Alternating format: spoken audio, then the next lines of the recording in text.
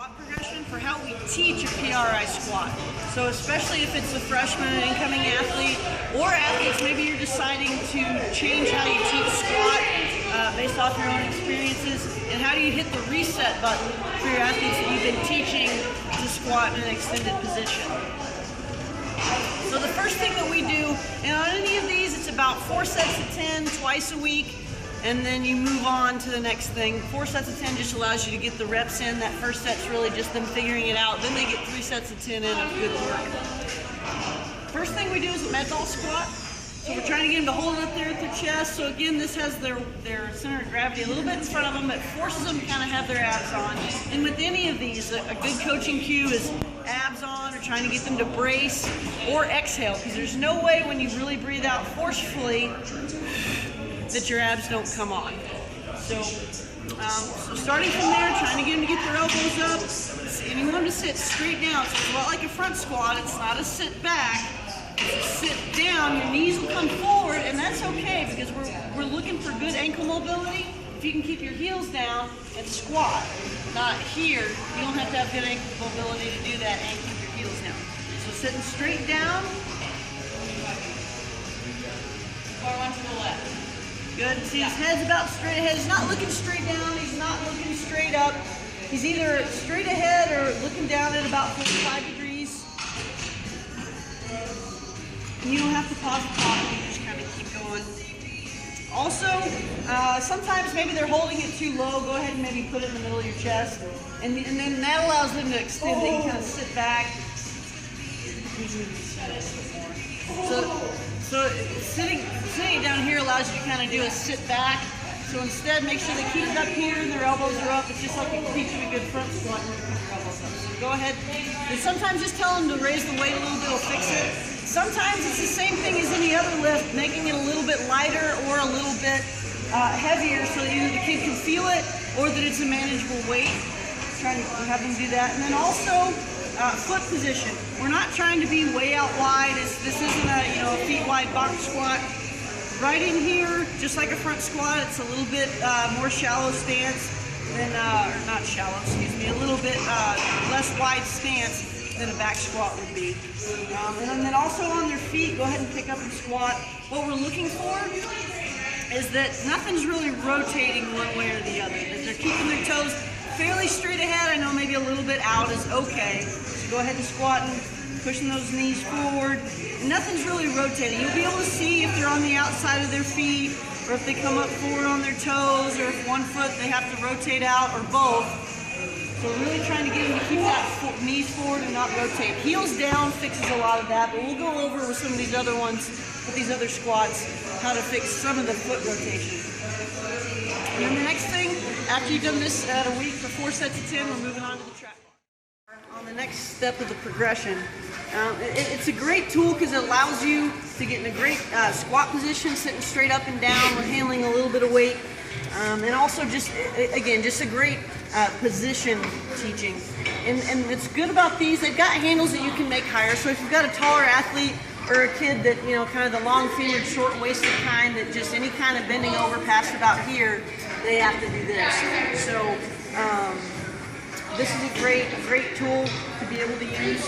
Or a deadlift bar, especially if you're on a teaching progression, you can just use an overhand grip so that way, and not too much weight. If it's weight they can do for 10 reps, it's not going to be too heavy and get them too far out. So if you don't have a trap bar, a regular deadlift with an overhand grip is just fine, just to get to use this higher, get them to use their glutes a little bit because it's a higher hip position. So squatting down to the bar, of course you want them in the middle.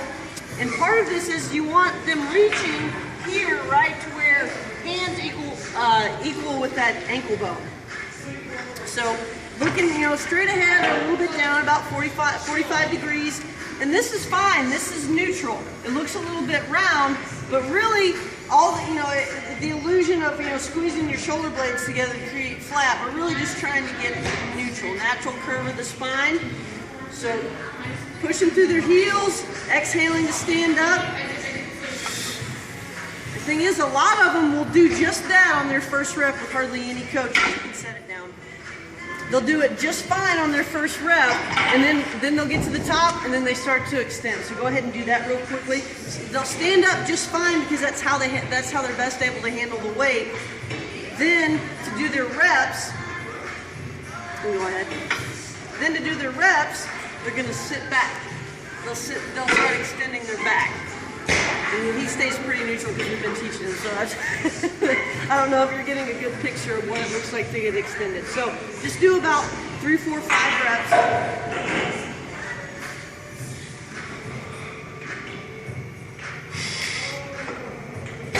And you're trying to get them to, again, they're reaching back for that ankle bone. They're not getting really very far in front. Go ahead and do a couple with it over the ball of your foot instead of... You can pick it up centered and just do some reps. So, you know, their hips might shoot a little bit. A little hip shoot's okay, but then they'll start reaching. They'll be in front. They won't be on their heels. So it makes them extend their back a little bit. So go ahead and start getting back to brace. And a great thing about this is getting them to squeeze their butt to stand up. Really teach them to find their glutes, because a lot of times when you're telling them to front squat or to back squat, they're not able to find their glutes when they're finishing. And a lot of times the bar on their back, you don't want them to do this with the bar on their back. So, but the trap bar allows you to kind of come through right here and really find your glutes and your hamstrings at the top of the movement. So just make sure that you're trying to tell them to sit straight down, not back, they're staying on their heels. And then center the bar, hands reaching to their ankles. And again, exhaling on the way, on the concentric part of the movement is the exhale. The next thing in the progression after a week of 4 sets of 10 of this is front squat. Front squat. At first there's some comfortability issues just with using the barbell, so we'll address those first. Some of it has to do with some PRI principles as far as tight lats and things like that, but we are going to talk a little bit about just getting them comfortable with the bar. So the first problem you usually run into is this. They aren't comfortable, even when you say, okay, turn your elbows up, they still have the death grip on the bar and they try and turn their elbows up, and you really can't. That's about as, you really can't do it. So it may not really be a wrist flexibility issue as far as bar position issues. So what I typically have them do first is a hands-free squat. So the bar's resting right there on that notch where your deltoid ends. And then, so there is a little pressure on your neck. There's a little bit of weight on your chest. But they figure out, oh, I can still breathe, I can still talk, I'm not going to get choked out because I have the bar up so high. Because a lot of them want to have it down here on their shoulder because they don't want it anywhere near their neck. So also with the bar in front of you with your center of gravity, and with your elbows up, you can't lean too far forward because you're going to dump the bar. And leaning back, you can't really move like this. So to find that middle position where you can squat down, you can just do a rep or two. Good. The same will still apply, trying to get them to keep their heels down. They shouldn't be on their toes, knees going straight forward. So if after that, when you get them to pop the grip open and not maybe have to have the death grip on the bar, if they still are down here, so the grip's open but my elbows are still down, that might really be a mobility issue, whether it be wrist flexibility or lats. So what we're going to do is we'll start with the straps. It's not a new thing. This is a pretty standard way of teaching front squat.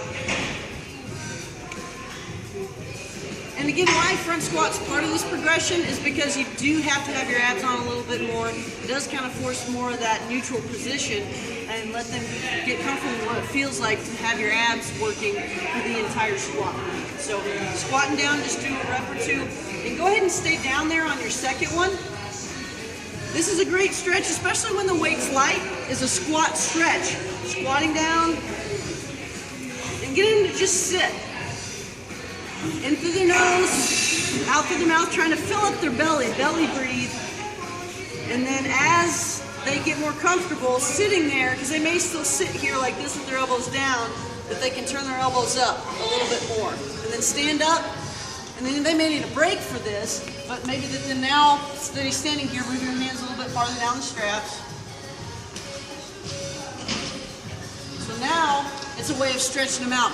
Now my hands are closer, working them down the straps just like you normally would. Go down the straps, and then they may be down a little bit to start, And then as they're breathing, be able to sit up a little bit with those elbows. So he was pretty upright to begin with, but being able to move your hands down and still keep your elbows up is a great stretch. So now we'll turn him around so that way you can see his back position for just a regular front squat.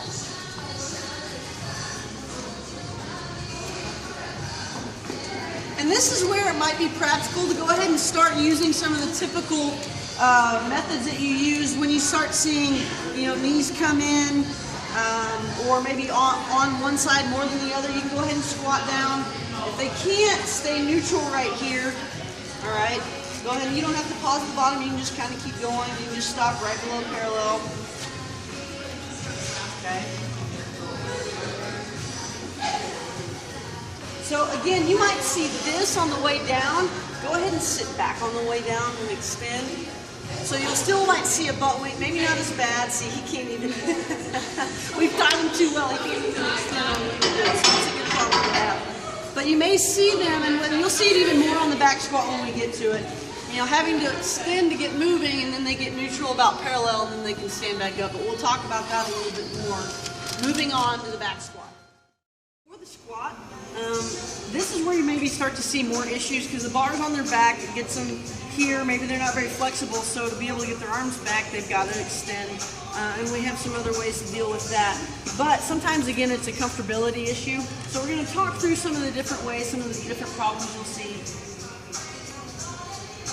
So the first thing you may see is just that they're extended all the way through. Their back's arched. Maybe they can't quite get below parallel because it's grinding bone on bone. That femur on top of your hip is just extended, just stopping right there and coming back up. And he's got a little bit of a butt wink going on, but you just see it's just that extended position all the way through. The next one is that butt wink because now they are getting to parallel or a little bit below, so they're extended. They're doing whatever they can to get low enough so that their hips will actually level out, and then they'll arch to get back up. And so you see their hips, they start tilted, and then they tuck, and then they have to tilt to get back up because they're either too weak or they don't know how to use it, or their back just takes over. Okay, so and then the next thing is they're comfortable enough, they don't know how to get moving without extending their back, but once they get down to that bottom position, they can brace. So go ahead, so they're braced, they have to tuck to get down and they come back up.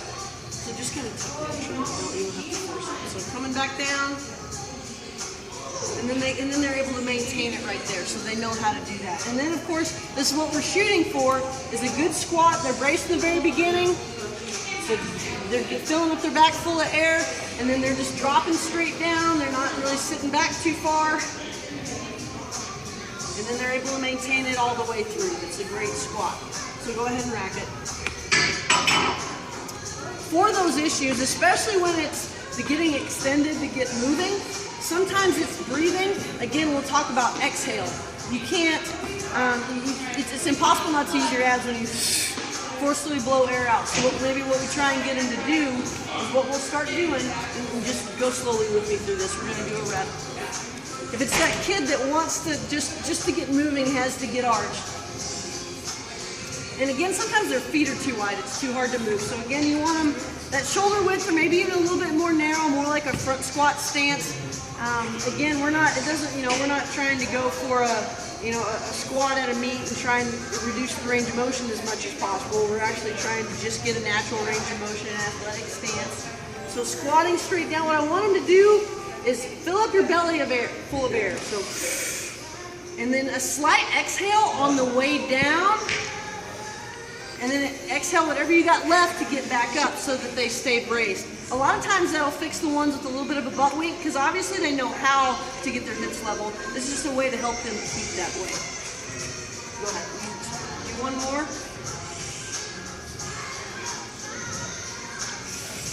All right, back. Okay. So the next thing, if they still can't figure it out and you're having issues, another great tool is a safety squat bar. With the safety bar squat, this is a great exercise for kids that, like we previously talked about, couldn't for whatever reason, whether they're too tight or just they're uncomfortable with the bar on their back for regular squats, safety bar is a great option to help them figure it out. Or if they're a kid that's just really twisted, they really rotate when they squat because they're here and it doesn't allow for much motion. They have to compensate. So this is a great way to get them loosened up, change their center of gravity. It's a little bit higher, so they have to use their abs a little bit more to be able to function. So what we're looking for on this is if they can do it just holding on to the handles in the front instead of having to reach for the ones on the ground. So right here, just doing a squat again, staying braced. Now, if they're still extended, even in that position, what we're going to look for next is that whatever position it is that they're reaching down for the handle. So their hands might be down in front of them a little bit, and so that they feel comfortable, and they're reaching down for the handles. And then they sit there. I might even have them sit for a second. They exhale all the air out, fill their belly up with air, and then exhale on the way back up. And a lot of times, because you can't really extend to get back up if you're breathing out really forcefully. The next thing, as they get better at that, now what I'm going to want them to do is when they get down there and they pause, they're going to take a deep breath, reach forward, and then stand up so that they're not really even leaning on the handles. They're reaching forward, and again, all of this is with their heels down. If they're on their toes, they're not doing it correctly.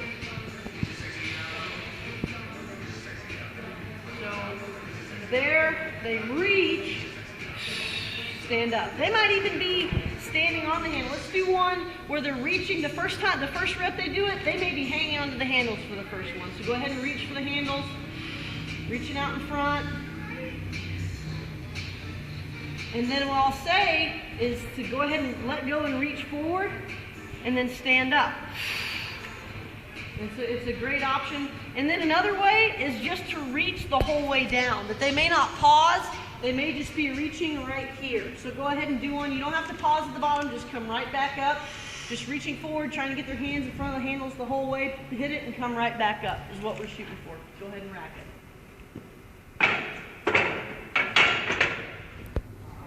And one thing with all of this is some of the same things that you do to help kids, especially with maybe knees going the wrong direction, or maybe this left internal rotator, when you do other things, is really weak, or they don't know how to use it while they're squatting, they're really over on their right leg.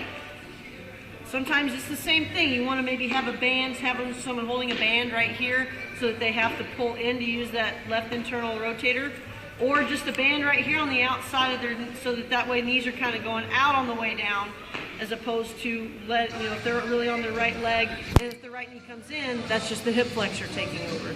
So again, this is a great tool, and hopefully that this squat progression helps you and your athletes figure out the PRI squat just a little bit better.